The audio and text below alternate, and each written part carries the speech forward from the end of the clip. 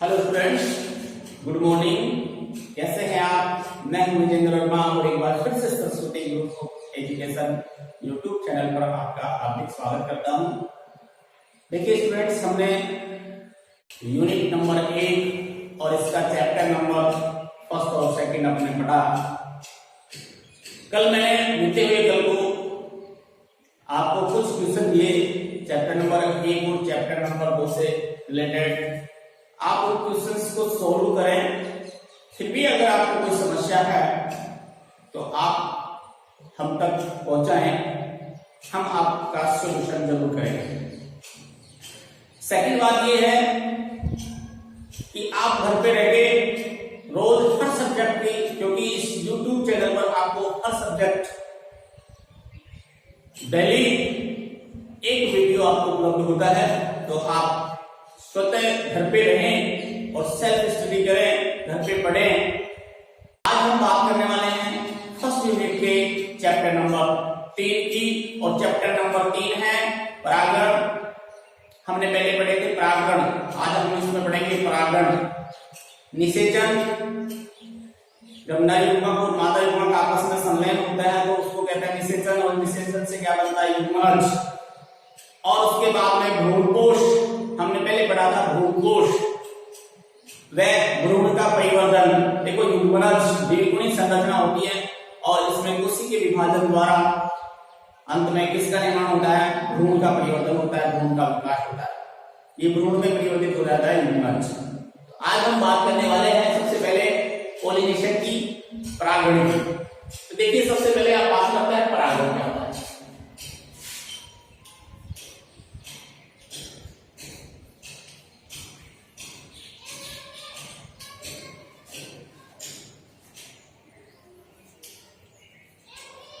पुंकेसर के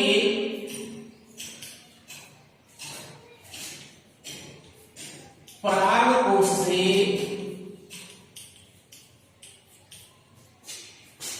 परागकणों का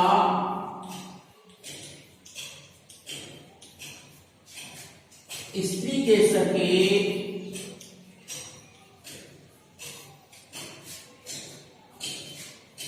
वर्ती कागज पर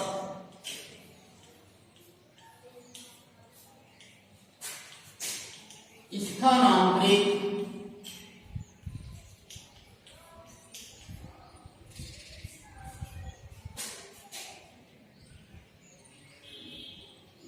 या अपन कह सकते हैं गिरने, इसके ऊपर गिरना, गिरने की क्रिया को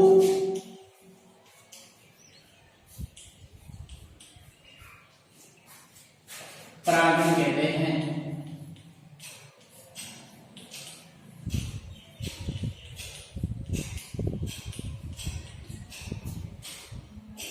समझना इस बात को, और ये अगर आपको समझ में आ जाता है तो आपको पूरा चैप्टर, इस पूरे चैप्टर में आपको कोई समस्या नहीं होने वाली।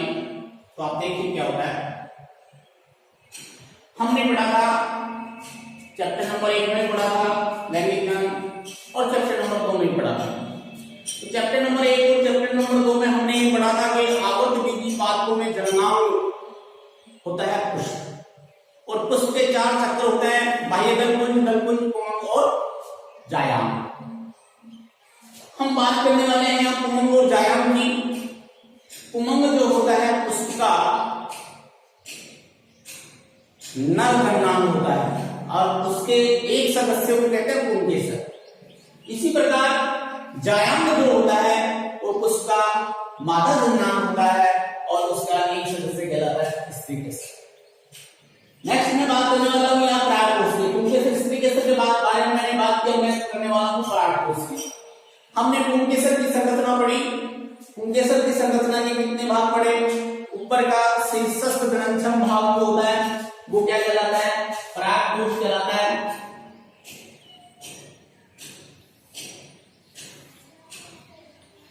ये क्या है? पुंकेसर, और ये कहलाता है परागकोश।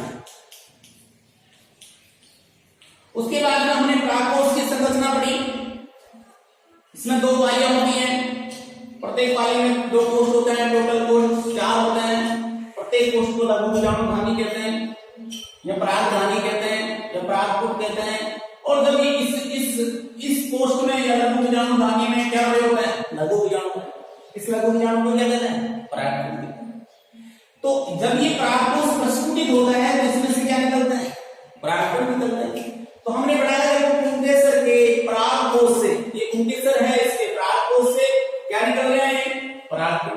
परागकणों का कहां पे हमने स्त्रीकेसर की संरचना में पढ़ी थी, यानी कि इसका जो ऊपरी शीर्षस्थ पैरेनुमा भाग होता है वो क्या कहलाता है?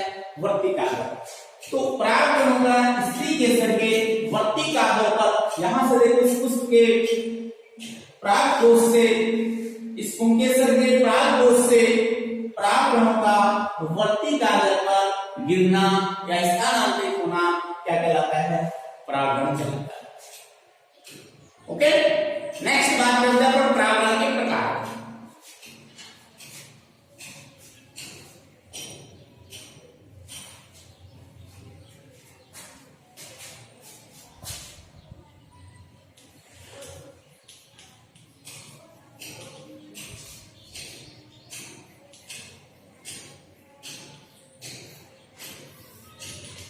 देखिए परागण दो प्रकार का होता है। फर्स्ट बात करते हैं अपना स्वयं परागण, सेल्फ पोलिनेशन, और सेकंड होता है पर परागण, क्रॉस पोलिनेशन। स्वयं परागण और पर परागण दो प्रकार का होता है परागण। अब बात करने वाले हैं स्वयं परागण की। तो देखना स्वयं परागण किसे कहते हैं?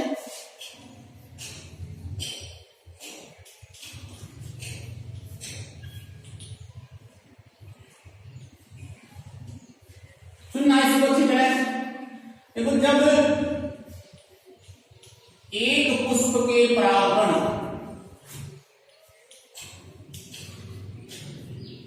जब किसी पुष्प के परागण या एक पुष्प के परागण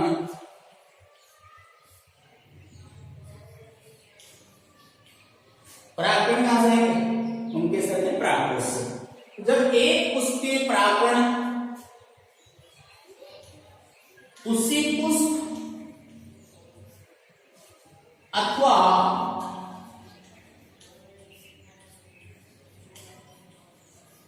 उसी पादप के, जिस पादप पे पुष्प लगा हुआ है उसी पादप पे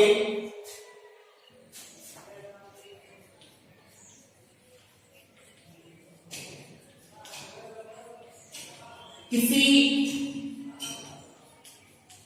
दूसरे पुष्प की वर्तिकाग्र पर, दूसरे पुष्प की वर्तिकाग्र पर, वर्तिकाग्र किसका है? इसलिए वर्तिकाग्र पर स्थानांतरण की क्रिया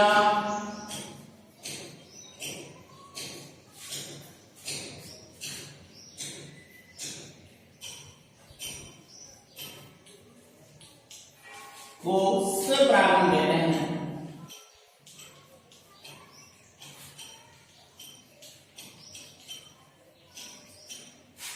समझिए, देखिए इसको क्या कैसे क्या होता है। जब एक पुष्प के पुंकेसर के परागकोश से परागकणों का उसी पुष्प के, सेम पुष्प है, एक पुष्प है, और इस पुष्प के परागकण से, और इसमें यानी कि बात ये करेंगे इसी पुष्प के परागकण इसी पुष्प की वर्तिकाग्र पर गिरते हैं, इसका मतलब पुष्प कैसा है?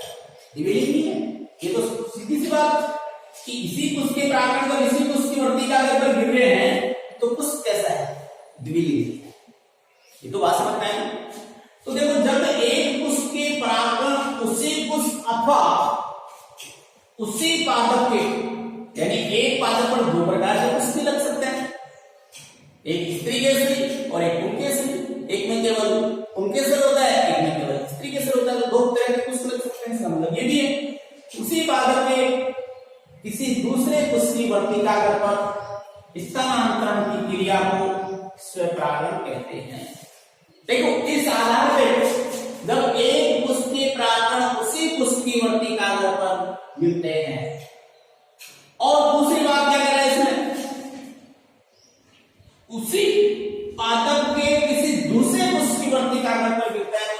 आधार पे एक स्व परागण है, ये दो प्रकार का होता है। कितने प्रकार का होता है? दो प्रकार का होता है। फर्स्ट है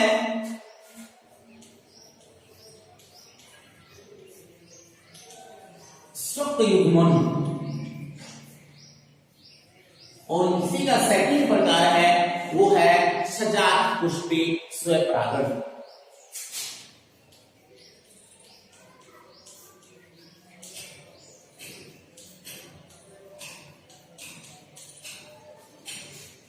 ठीक है, तो देखो स्वक युग्मन, इसको ऑटोगेमी भी कहते हैं।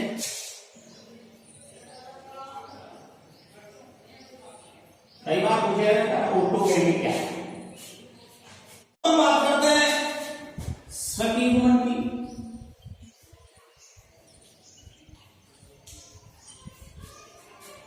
या इसको क्या कहते हैं? ऑटोगेमी। देखो स्वक युग्मन किसे कहते हैं? जब एक पुष्प के परागकण, जब एक पुष्प के परागकण उसी पुष्प की वर्तिका पर स्थानांतरित होते हैं या गिरते हैं तो उसे कहते हैं स्वक युग्मन, स्व परागण। फिर से सुने एक बार, जब एक पुष्प के परागकण उसी पुष्प की वर्तिका पर स्थानांतरित होते हैं या पहुंचते हैं या गिरते हैं तो इस क्रिया को इससे क्या कहते हैं? स्वक युग्मन, स्व परागण। नेक्स्ट बात करने वाले हैं अपन सजात पुष्पी परागण। ये स्वक युग्मन परागण किसमें होता है ये सुनना है। इसका एग्जाम्पल है मटर। ये मटर में होता है, देखना, एक पुष्प के परागकण उसी पुष्प की वर्तिका पर गिरते हैं। वास्तव में कहें तो स्व परागण ही है, वास्तव में स्व परागण स्वक युग्मन ही है। लेकिन अपना अब बात करते हैं सेकंड की, सजात पुष्पी परागण।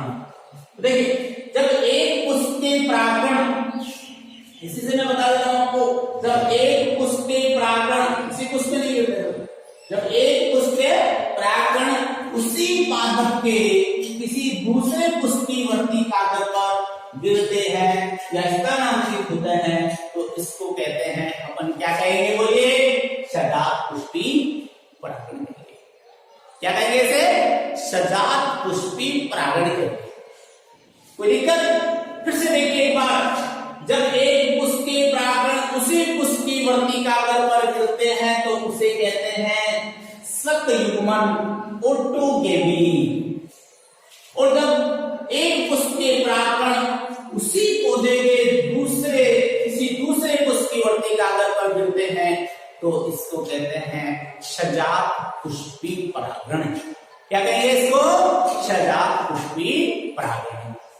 यानी कि ये बात करें कि अपन इसमें ये कह सकते हैं कि एक पौधा एक है लेकिन उसमें दो अलग अलग तरह के पुष्प लगते हैं, अलग अलग तरह के पुष्प होते हैं और ये अलग अलग तरह के पुष्पों के मध्य होता है। तो ये सजात पुष्पी जो परागण है, हम इसकी बात कर रहे थे, सजात पुष्पी परागण। देखो सजात पुष्पी परागण किसे कहते हैं? जब एक पुष्प के परागकण उसी पादप के किसी दूसरे पुष्प की वर्तिका पर स्थानांतरित होते हैं या दूसरे पादप के वर्तिका पर गिरने की प्रक्रिया को स्व परागण कहते हैं। और ये स्व परागण किसमें होता है? ये स्व परागण होता है ककड़ी में। किसमें होता है? ककड़ी में और मक्का में भी इस प्रकार का होता है, सजात पुष्पी परागण होता है मक्का में। याद रखना, स्वक युग्मन परागण किसमें होता है? मटर में। और सजात पुष्पी परागण किसमें होता है? ककड़ी और मक्का में। इसका मतलब देखो, इस सजात पुष्पी परागण का मतलब हुआ कि पादप तो एक ही है लेकिन उसमें दो अलग अलग तरह के क्या लगते हैं? पुष्प लगते हैं। देखो इसको अपन ये कहें आनुवंशिक दृष्टि से माने तो कुछ वैज्ञानिक है ना, इसको मानते हैं कि आनुवंशिक दृष्टि से तो मानते हैं इसको स्व परागण, और पारिस्थितिक दृष्टि से की बात करें अपन, पारिस्थितिक दृष्टि से अधिकांश वैज्ञानिक क्या कहते हैं, ये स्व परागण नहीं है, ये पर परागण। स्व परागण तो इसी को कहेंगे जब एक पुष्प के परागण उसी पुष्प की वर्ती कागज पर गिरे तो ये स्व परागण है। लेकिन एक ही पौधे के पुष्प अलग अलग है तो पारिस्थितिक दृष्टि से तो ये पर परागण है, लेकिन आनुवंशिक दृष्टि से क्योंकि पौधा एक ही है, मतलब एक ही है, उनके आनुवंशिक लक्षण सेम है, तो इसलिए इसकी बात करें आनुवंशिक दृष्टि की तो ये है स्व परागण। ओके, नेक्स्ट अपन बात करते हैं, नेक्स्ट इसमें अपन बात करते हैं स्व परागण के अनुकूलन की।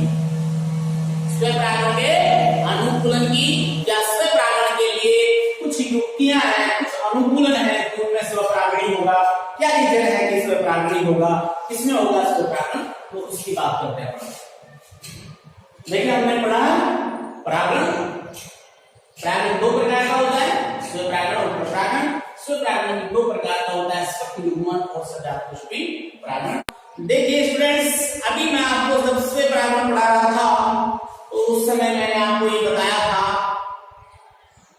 कि स्व परागण एक ही पुष्प के परागण, तो एक ही पुष्प के परागण होगा, उसी पुष्प की वर्ती कागज पर स्थानांतरण, तो एक ही पुष्प में क्या होगा, परागण भी, यानी पुंकेसर भी होगा और स्त्री केसर भी होगा, और ऐसे पुष्प को क्या कहेंगे, द्विलिंगी। और अभी हमने पढ़ा है पादप, क्योंकि क्या पढ़ा था अभी हमने, दूसरा जो प्रकार था सजात पुष्पी परागण, एक ही पुष्प के परागण होगा, उसी पौधे के दूसरे पुष्प की वर्ती कागज पर स्थानांतरण होना, ये क्या कहलाता था, सजात पुष्पी। सेम पौधे की बात करें, हम दूसरे पौधे की बात नहीं कर रहे, दूसरी जाति के दूसरे पौधे की बात नहीं कर रहे, अपन सेम पादप की बात कर रहे हैं, तो इसको कहेंगे अपन उभयलिंगता। तो फर्स्ट जो लक्षण है, अनुकूलन है, वो है उभयलिंगता।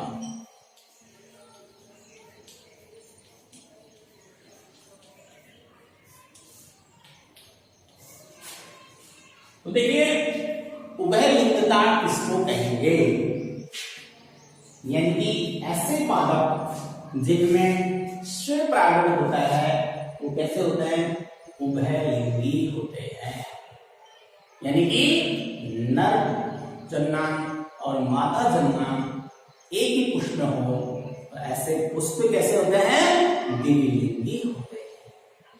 हमने पढ़ा होगा एक लिंगी, द्विलिंगी।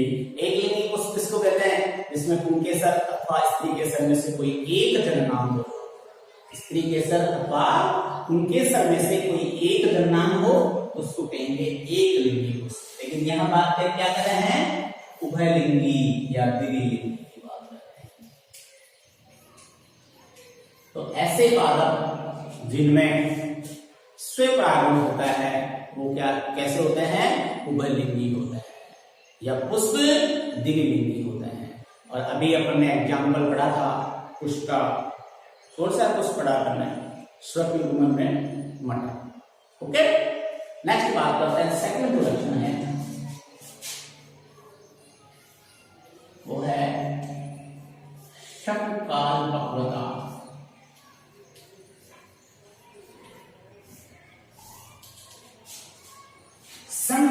समान समय में परिपक्व, उसके अंदर दो होते हैं, एक पुंकेसर और एक स्त्री केसर। किसमें, स्वपरागण जीव पुष्पों में होता है। तो पुंकेसर और स्त्री केसर का समान समय पर परिपक्व होना, पुंकेसर और स्त्री केसर का समान समय में परिपक्व होना क्या कहलाता है, समकाल पक्वता कहते हैं। पुंकेसर और स्त्री केसर का समान समय में परिपक्व होना क्या कहलाता है, समकाल पक्वता। ये जरूरी है इसमें स्वपरागण, क्योंकि जब पुंकेसर और स्त्री केसर समान समय पर परिपक्व होंगे तो ये परागकोश प्रस्फुटित होगा पुंकेसर का, और यहां से परागकण निकल के कहां जाएंगे, स्त्री केसर। अगर स्त्री केसर समान समय पर परिपक्व नहीं होगा तो ये पुंकेसर कहीं और जाके गिरेंगे, और इसके ऊपर भी जाकर गिरेंगे तो अंकुरण नहीं होगा। तो समकाल पक्वता, तो स्वपरागण का दूसरा जो अनुकूलन है वो क्या है? समकाल पक्वता। ठीक है, और ये किसमें होता है? गुल्लाभास में, गुल आभास में और सदाबहार। ये पढ़ा हमने, ये तो पहले पढ़ लिया था। किसमें होता है? मटर में। ये किसमें होता है? सदाबहार में और गुल आभास में। सदाबहार और गुल आभास में किस प्रकार के? समकाल पक्वता। इनमें क्या होता है? सबको समान समय तक परिवर्तन होता है, इसको कहते हैं समकाल पक्वता। थर्ड वो आता है, वो है अनून्मीलयता। अनून्मीलयता समझना इसको, देखो ये बड़ा इंपोर्टेंट है, एग्जाम में बहुत बार पूछा जाता है अनून्मीलयता। अनून्मीलयता क्या होती है कि कुछ पौधों के पुष्प हमेशा बंद रहते हैं, कलिकावस्था में ही रहते हैं, खुलते नहीं। तो अपन ये कहेंगे कि ऐसे पुष्प या कुछ पौधों के पुष्प जो हमेशा बंद रहते हैं, कभी खुलते नहीं हैं, तो उसको कहेंगे अनून्मीलयता। और ये किस किस में होता है?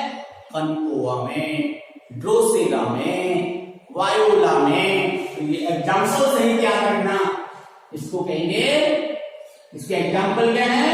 कनकोआ, ड्रोसेरा और वायोला। इन पादपों में पुष्प कभी भी खुलते नहीं है, बंद ही रहता है। और जब बंद ही रहेंगे तो स्वाभाविक है क्या होगा? शोभा। तो ये तीन अनुकूलन थे किसके? स्वरा। कौन कौन से? उभयलिंगता, यानी ऐसे पौधे कैसे कैसे होते हैं? उभयलिंगी होते हैं, या पुष्प द्विलिंगी होते हैं। समकाल पक्वता यानी पुंकेसर और स्त्रीकेसर समान समय पर परिपक्व होते हैं। ऐसा किसमें होता है? सदाबहार में, गुलाबाश में। और नेक्स्ट है अनून्मीलयता। ये बड़ा ही इंपोर्टेंट है आपको। अनून्मीलयता में क्या होता है कि पुष्प कभी भी खुलते नहीं हैं या हमेशा बंद रहते हैं, बंद ही बने रहते हैं। और बंद ही रहेंगे तो स्वाभाविक ही है, उनमें जब परागण होगा तो कौन सा होगा? बाहर से आकर तो कोई गिर नहीं सकता, तो उसी के अंदर होगा तो क्या होगा? स्वपरागण होगा। और इसका एग्जाम्पल क्या होगा? किस किस में होता है ऐसा? कनकोआ, ड्रोसेरा और वायोला। तो स्टूडेंट्स, अब हम बात करने वाले हैं पर परागण की।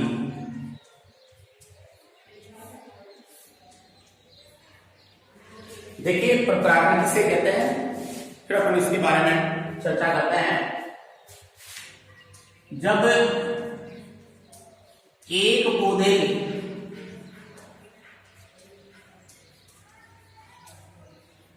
पुष्प के परागण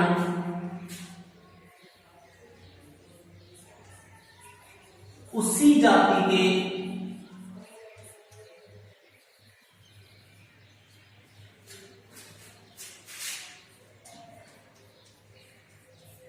किसी दूसरे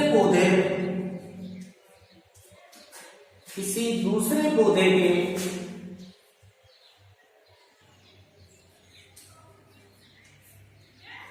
पुष्प की वर्तिकाग्र पर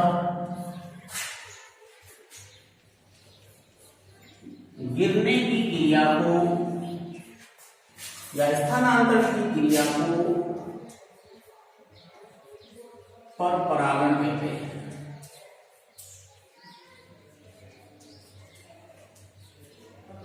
देखिए स्टूडेंट्स, अभी हमने कुछ समय पहले हमने पढ़ा था स्वपरागण। तो उसमें पढ़ा कि एक पुष्प पे परागण उसी पुष्प या उसी पादप के किसी दूसरे पुष्प की वर्तिकाग्र पर स्थानांतरण होने को कहते हैं स्वपरागण। जबकि अब हम बात कर रहे हैं पर परागण की। तो देखिए, जब एक पौधे के पुष्प के परागण, एक कोई भी पौधा है उसके पुष्प के परागण पौधे के पुष्प के परागण उसी जाति के दूसरे पौधे के पुष्प की वर्तिकाग्र पर गिरने की क्रिया को क्या कहते हैं? परपरागण कहते हैं। लेकिन स्वपरागण में किसी में होता है, एक ही पौधे में हुआ था स्वपरागण। जबकि परपरागण क्या होता है कि एक पुष्प के परागण उसी जाति के दूसरे पुष्प की वर्तिकाग्र पर जाकर गिरते हैं, उसी जाति के दूसरे पौधे के पुष्प की वर्तिकाग्र पर जाकर गिरते हैं, तो इसको कहते हैं परपरागण। यानी इससे हमें ये पता चलता है कि ये पुष्प या ये पौधा कैसा है? एकलिंगी।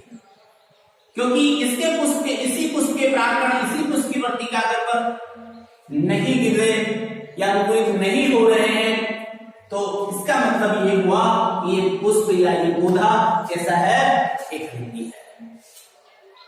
तो आइए अब हम इनके बारे में चर्चा करते हैं कि स्वपरागण परपरागण के स्वपरागण के हमने अनुकूलन पढ़े, तो अब हम इसके बारे में चर्चा करते हैं कि परपरागण के क्या अनुकूलन हो सकते हैं, परपरागण किन किन पौधों में हो सकता है। तो बात करते हैं परपरागण के अनुकूलन।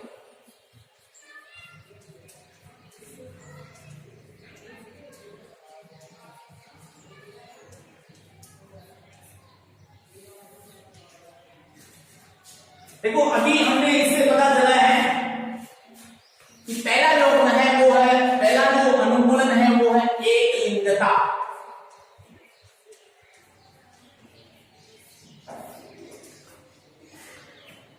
जिन पौधों में परपरागण होता है या जिन पुष्पों में परपरागण होता है वो कैसे होते हैं? एकलिंगी होते हैं। क्यों होते हैं एकलिंगी? एक पुष्प के परागण उसी जाति के दूसरे पौधे के पुष्प की वर्तिकाग्र पर गिरता है।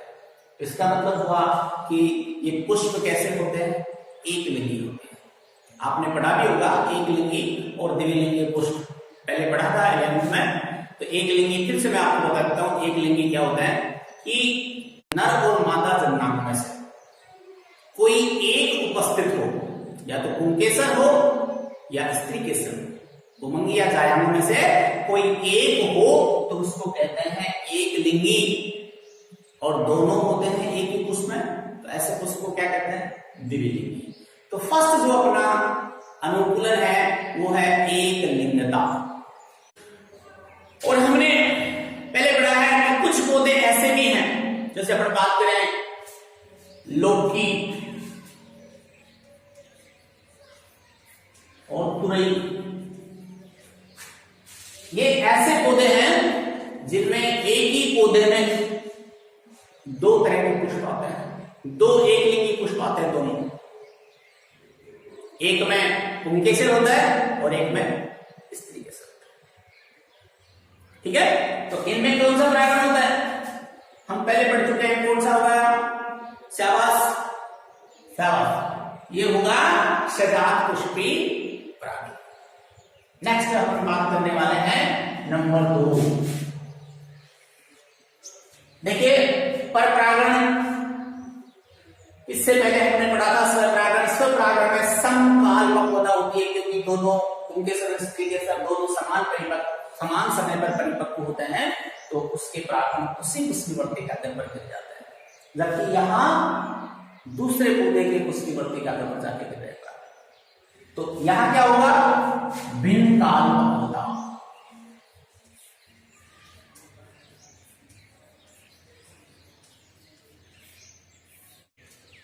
भिन्न काल पक्वता कुछ पौधे में पुमंग और जायांग अलग अलग समय पर परिपक्व होते हैं, इसको कहते हैं भिन्न काल पक्वता। कुछ पौधों में पुमंग व जायांग अलग अलग समय पर परिपक्व होते हैं, तो इसको कहते हैं भिन्न काल पक्वता।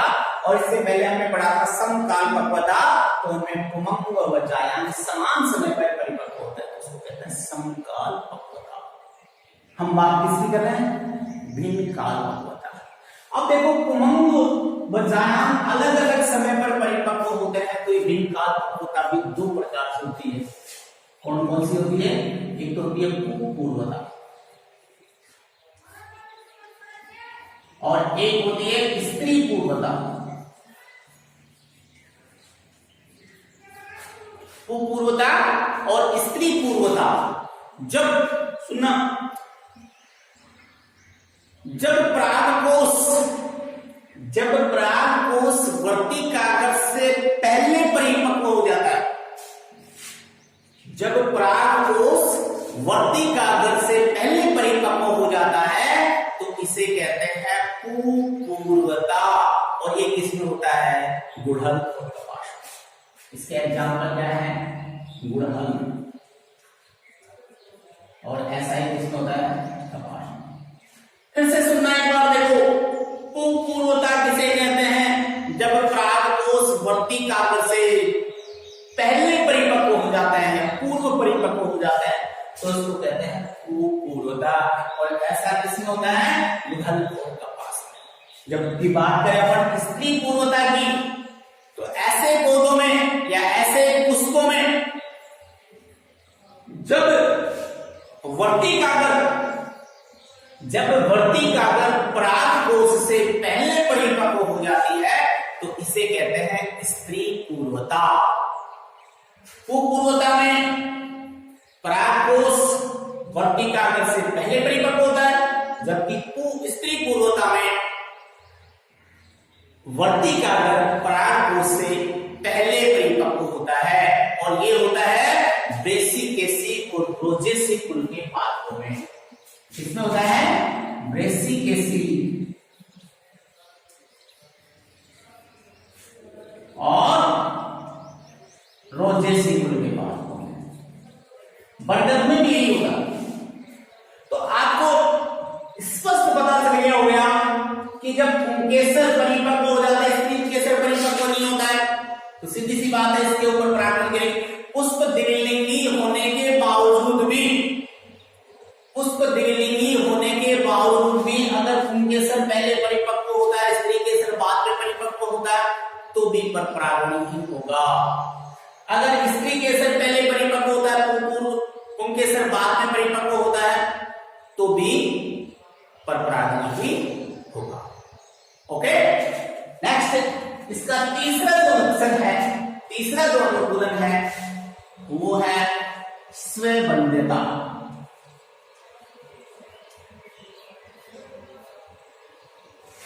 ये भी इंपॉर्टेंट है, कई बार एक नंबर का क्वेश्चन पूछ लिया जाता है स्वबंध्यता। तो स्वबंध्यता किसे कहते हैं? कुछ पौधों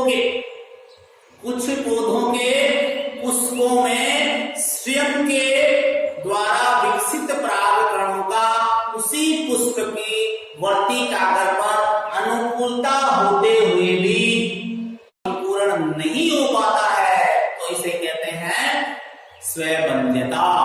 फिर से सुनना एक बार, कुछ पौधों के पुष्पों में स्वयं के द्वारा विकसित परागकणों का उसी पुष्प की वर्ती कागज पर अनुकूलता होते हुए भी परागण नहीं हो पाता है, तो इसे कहते हैं स्वबंध्यता। देखो कि पुष्प, यहां पर बात करते हैं पुष्प द्विलिंगी है और इसमें परागणों का निर्माण हो रहा है, लेकिन ये परागणों का निर्माण होने के बावजूद, अनुकूलता होने के बावजूद भी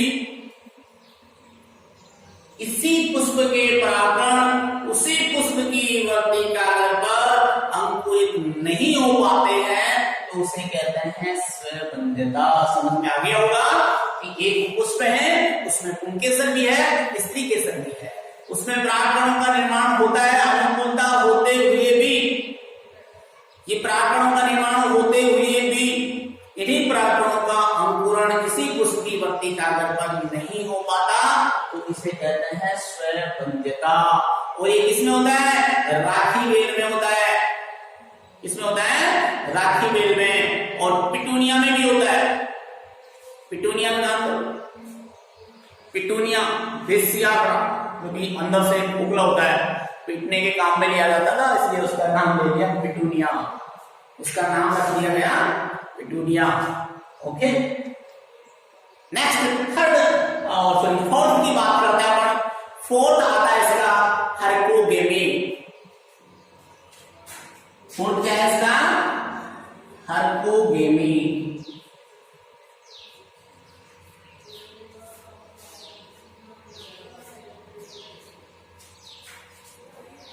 देखिए हरकोगेमी क्या होता है? जब वर्तिकाग्र एवं पराग कोश के मध्य किसी भी प्रकार का संरचनात्मक अवरोध पाया जाता है, जब प्राकोष और स्त्री केसर के मध्य किसी प्रकार का संरचनात्मक अवरोध पाया जाता है, किसी प्रकार का संरचना किस किस के बीच? प्राकोष और स्त्री केसर के बीच।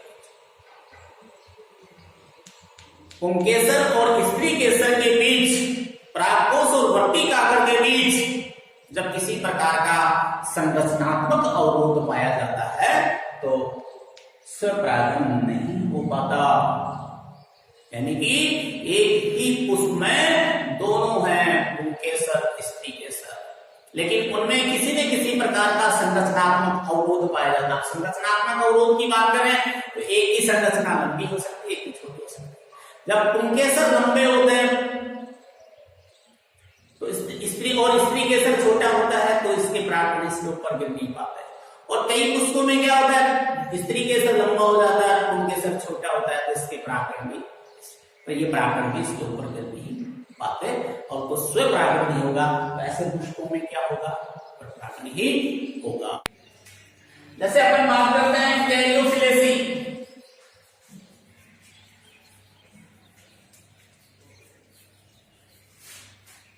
कुल के पादपों में वर्तिका की लंबाई, किसकी लंबाई? वर्तिका की लंबाई पुंकेसर से काफी अधिक होने के कारण इनके मध्य स्वपरागण नहीं हो पाता। तो क्या होता है? परागण नहीं होगा। भाई एक देखो, एक ही पुष्प है, उसमें वर्तिका लंबी हो जाए और पुंकेसर रह जाए छोटा, तो क्या होगा? ये परागण यहाँ पे जाके गिरेंगे क्या? नहीं गिरेंगे। तो इसके लिए पर परागण नहीं होता। ठीक है। इसी का एक एग्जाम्पल हो रहा है कि कलिहारी पुष्प में, किसके पुष्प में? कलिहारी में, कलिहारी पौधा है, उसके पुष्प में क्या होता है? परागकोश इतनी जोर से स्फुटित होते हैं, जोर से प्रस्फुटित होते हैं, इतनी जोर से स्फुटन होता है उनके परागकोश का कि परागकण दूर दूर जाके गिर जाते हैं, उसकी स्वयं की वर्तिका पर नहीं गिर पाते।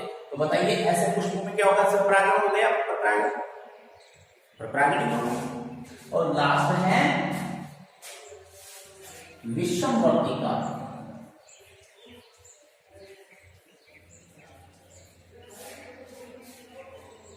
विषम वर्तिका की बात कर रहे हैं। विषम वर्तिका की बात कर रहे हैं अपन। तो विषम वर्तिका होता क्या है? एक ही पौधा एक ही पादप में दो तरह के पुष्प आते हैं। ऐसा कौन सा है? मैं बताता हूं। प्रीमूला, फोरोक्लो। इस प्रीमूला में क्या होता है कि दो तरह के पुष्प आते हैं। एक पौधा है, इसमें दो तरह के पुष्प आते हैं। एक पुष्प तो ऐसे होता है जिसमें स्त्री केसर लंबा और पुंकेसर रह जाता है छोटा, जबकि दूसरे पुष्प में क्या होता है? पुंकेसर लंबा और स्त्री केसर क्या होता है? छोटा होता है। तो इसमें प्रपरागण हो गया, स्वपरागण। तो प्रपरागण ही हो पाता है, स्वपरागण नहीं हो पाता है, जो हमने इसमें भी पढ़ा था हरकोगेमी। क्योंकि लंबी वर्तिका लंबे पुंकेसर के परागण से ही और छोटी वर्तिका छोटे पुंकेसर के परागण से ही परागित हो पाती है। तो आज हमने देखिए परागण की परिभाषा पढ़ी। परागण दो प्रकार का होता है, स्वपरागण और परपरागण। स्वपरागण की परिभाषा, उसके बाद में स्वपरागण दो प्रकार का होता है। स्वयुग्मन, ये किसमें होता है? मटर में। उसके बाद अपन ने पढ़ा सजात पुष्पी परागण, ये किसमें होता है? ककड़ी और मक्का में। उसके बाद में इसके अनुकूलन पढ़े स्वपरागण के। पहला अनुकूलन था स्वपरागण का समकालपक्वता। पुंकेसर और स्त्री केसर समान समय पर परिपक्व होते हैं तो उसको कहते हैं समकालपक्वता। उसके बाद अपना हमने नंबर 2 पे पढ़ा उभयलिंगता। उभयलिंगता का मतलब हुआ उमंग और जायांग यानी पुंकेसर और स्त्री केसर दोनों एक ही पुष्प में होते हैं, इसको द्विलिंगी पुष्प कहते हैं। उसके बाद में हम थर्ड पे अपन ने पढ़ा अनुन्मील्यता। अनुन्मील्यता में क्या होता है, ये पुष्प हमेशा बंद रहते हैं, कभी खुलते ही नहीं है, तो इस अनुकूलन को अपन कहेंगे अनुन्मील्यता। और ये किन में होता है, कनकोआ, वायोला और ड्रोसिया। उसके बाद हमने पढ़ा परपरागण। परपरागण में क्या होता है, एक पुष्प के परागण उसी जाति के दूसरे पौधे के पुष्प की वर्तिकाग्र पर स्थानांतरण, ये क्या कहलाता है, परपरागण। फिर हमने पढ़े परपरागण के अनुकूलन। देखिए परपरागण के लिए, परागणों के स्थानांतरण के लिए किसी माध्यम की आवश्यकता होती है। यहाँ जल, वायु, कीट, चमगादड़, ठीक है ना, किसी के द्वारा भी हो सकता है। तो जब इसको हमने परपरागण कहा, अब हम बात करते हैं परपरागण के अनुकूलन की। तो परपरागण का अनुकूलन नंबर 1 हमने पढ़ा एकलिंगता। देखो परपरागण उन पादपों में होता है जो जिनमें एक लिंगी पुष्प होते हैं। जब एक लिंगी पुष्प होंगे तो उसके परागण उसी पुष्प की वर्तिकाग्र पर नहीं गिर पाएंगे। तो फर्स्ट जो अनुकूलन था वो था एकलिंगता। सेकंड नंबर पे हमने पढ़ा अगर पुष्प द्विलिंगी भी है, तो अगर ये पुंकेसर और स्त्री केसर अलग अलग समय पर परिपक्व होते हैं तो उसको कहेंगे भिन्न कालपक्वता। और इसमें भी हमने पढ़ा कुपूर्वता। जब पुंकेसर स्त्री केसर से पहले परिपक्व हो जाता है तो उसको कहते हैं कुपूर्वता। ये किसमें होता है, गुड़हल और कपास। इसके बाद हमने पढ़ा स्त्री पूर्वता। स्त्री पूर्वावस्था में वर्तिकाग्र पहले, या अपन कहें स्त्री केसर पहले और पुंकेसर बाद में परिपक्व होता है तो इसको कहते हैं स्त्री पूर्वता। और ये ब्रेसिकेसी और रोजेस कुल के पादपों में होता है। नंबर 3 की बात करें तो थर्ड पे पढ़ा हमने स्वबंध्यता, यानी पुंकेसर स्त्री केसर एक पुष्प में होने के बावजूद भी अनुकूलता होते हुए भी उसी पुष्प के परागण उसी पुष्प की वर्तिकाग्र पर अंकुरित नहीं हो पाते, इसको हमने कहा स्वबंध्यता। क्या कहा इसको, स्वबंध्यता। और ये किसमें होता है, अंगूर में होता है, राखी बेल में होता है, पिटूनिया में होता है, ठीक है। उसके बाद में पढ़ा हमने हर्कोगेमी। देखो हर्कोगेमी में वर्तिकाग्र और परागकोश के मध्य संरचनात्मक अवरोध पाया जाता है, जिसके कारण उसी पुष्प के परागण उसी पुष्प की वर्तिकाग्र पर स्थानांतरित नहीं हो पाते, इसको कहेंगे हर्कोगेमी, ठीक है। नेक्स्ट होता है विषम वर्तिका। वर्तिका, विषम वर्तिकात्व। देखो हम बात करते हैं फोरोक्लो या पिरूमला। इसमें एक ही पौधे में 2 तरह के पुष्प आते हैं। एक होता है स्त्री केसर की लंबाई ज्यादा हो जाती है, पुंकेसर की लंबाई कम हो जाती है। स्त्री केसर में लंबाई किसकी होगी, वर्तिका की लंबाई ज्यादा, ठीक है। तो वर्तिका या कहें अपन स्त्री केसर का वर्तिका लंबा होता है और पुंकेसर छोटा होता है, तो इसके परागण इसके ऊपर आकर नहीं गिर पाते। दूसरे इसी में दूसरे तरह का पुष्प ऐसा होता है जिसमें पुंकेसर की लंबाई ज्यादा होती है, स्त्री केसर की लंबाई कम होती है, तो भी स्वपरागण नहीं हो पाता। तो स्टूडेंट्स आज अपना स्वपरागण और परपरागण, कल हम पढ़ेंगे परपरागण की विधियां। आप हमारे साथ लगातार बने रहें। हम आपको हर टॉपिक में बार बार ही कह रहा हूँ, हर टॉपिक आप तक पहुंचाएंगे। और फिर भी अगर कोई समस्या है तो आप हमसे लगातार जुड़े रहें, समस्या को बताएं। Have a nice day, thank you.